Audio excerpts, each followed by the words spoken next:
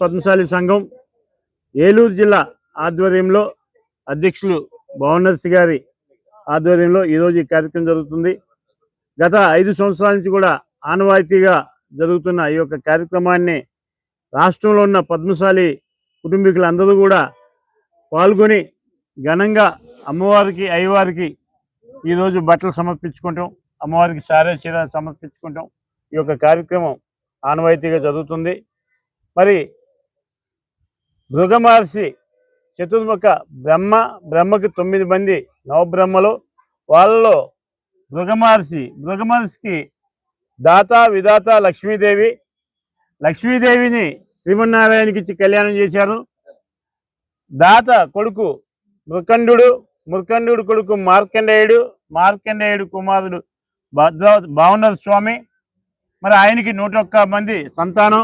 ఆ 101 మంది ఇవాళ పద్మశాలీలు గోత్రాలు, మరి ఇంటి పేర్లు అన్నీ కూడా ఆయన సంతానం మనం. కాబట్టి ఏదైతే ఆ రోజున భృగమహర్షి కుమార్తె లక్ష్మీదేవిని శ్రీమన్నారాయణకి ఇచ్చి పెళ్లి చేశారో, ఈ కలియుగంలో పద్మావతి దేవిగా లక్ష్మీదేవి, భృగమహర్షి ఇక్కడ ఆకాశరాజుగా అవతరించి తిరుమల తిరుపతి దేవస్థానంలో పద్మావతి శ్రీనివాస కళ్యాణం జరిగిన అక్కడి నుంచి కూడా ఆ నారాయణవనంలో, పుత్తూరు దగ్గర నారాయణవనంలో ఈ అమ్మవారు అయ్యవారి కళ్యాణానికి కన్యాదాతలుగా పద్మశాలి వ్యవహరిస్తాం.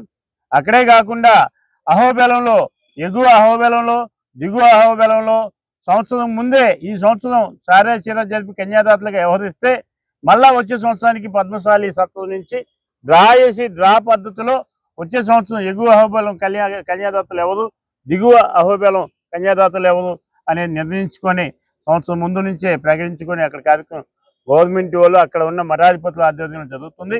ఇదే కాకుండా మంగళగిరిలో కావచ్చు, పానకాల లక్ష్మీనరసింహస్వామి, ఇట్లా అనేకన్ని విష్ణాలయాల దగ్గర సారే చీర జరిపేది అమ్మవారు పుట్టింటి వారి కింద పద్మశాలీలకి అది మాకు దేవతలు మాకు ప్రసాదించిన ఇదిగా వరం కింద భావించుకుంటున్నాము. ఈ రోజున ఈ ద్వారకా తిరుమలలో ఇది 5వ సంవత్సరము.